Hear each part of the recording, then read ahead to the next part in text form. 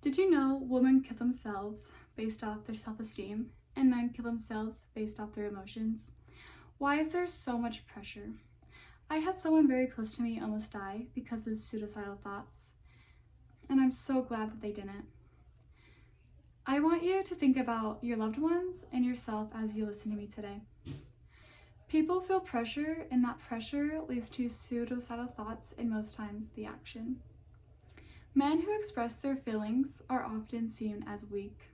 Because of that, most men push aside their feelings because they don't want to be seen as weak. However, suppressing aside feelings can be very dangerous to a man's mental health. According to Sam Deckman, a researcher on men with depression, says, over 30% of men will experience a period of depression in their lifetime. And about 9% of men report having feelings of depression or anxiety every day. Women attempt 1.5 to 2 times self-harm than men. Women hurt their appearance because they get judged on their looks. I know some women who took knives and will cut themselves on the arms, or when they shave their legs, they'll shave off some skin to become skinnier.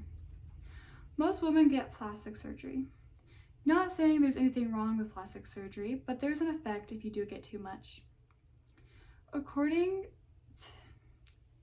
In 2012, the U.S. National Library of Medicine came out with an article about cosmetic surgery, and it states, the focus of the present study was on how media consumption and religious beliefs, in addition to self-esteem and life satisfaction, influence attitudes to cosmetic surgery. Patients die from cosmetic surgery in several ways. One way is toxics. Toxic can lead to cardiac arrest and eventually kill someone. Not saying plastic surgery is bad, but if a woman gets too much, she may end up dying. And for what? A change of how she looks? Time to change how we act around people. If people look happy, it won't hurt to reach out anyway. Don't just comment on a woman's appearances. Women have so much more offer than just looks.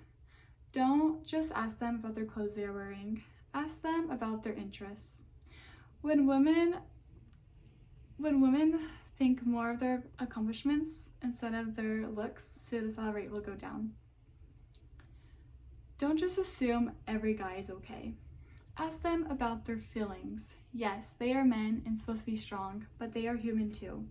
When men can express their feelings and vent out all their feelings and get out all the stress, suicide rate will go down.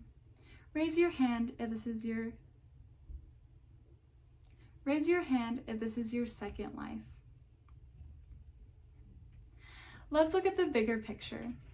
We put so much pressure on ourselves, and this is our first time having a body. As little children, we believed we can be anyone or do anything. Let me just share a story with you that I love. Most people see a little girl and they comment on her hair or her cute clothes that she's wearing. This woman really wanted to do that, but instead she asked a simple question. What do you like to do? The little girl responded, I like to read. And the woman was an author. The little girl was so excited. She ran to go get her books and they sat down and read. The woman said to the little girl, maybe one day you can be an author just like me and write your own books. The little girl got so excited. That story inspired me to look at the mirror, not just my looks, but my true potential. And I hope all of you, men and women, can see your true potential.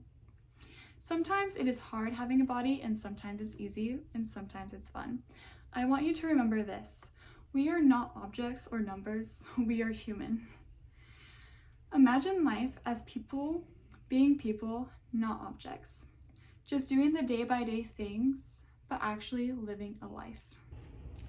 I want to share a story with you about this man. This man never said what was on his mind. He hid his emotions. Eventually, he lost his wife, his job, and his self-esteem. He showed no affection toward anyone. He became very alone and shut off to the world. He sank down into deep depression, and he almost killed himself. Then he reached out to an old friend and talked about his feelings. He learned how to talk about his feelings. He reached out to his ex-wife and apologized. He had a lot of relationships to rebuild, and it took time. But he was more aware of his and others' feelings. Think about the people in your life. Person to person, here's what you should do differently. As a parent to your daughters, talk less about their appearances and talk more about their achievements. As a parent to your sons, talk about what is going on in their lives. Talk about their feelings. As a human, reach out. As you, yourself, and I talk more about your feelings and know you have so much more to offer than just your looks. Here are some other resources that you can use to help suicide prevention. There is a suicidal hotline. Just call 988 and someone will gladly help you. How do we stop suicide? Well, here is the hotline's advice. Evidence shows that providing support services, talking about suicide, reducing self-harm, and following up with loved ones are just some of the actions we can take to help others. I want you to reach out today.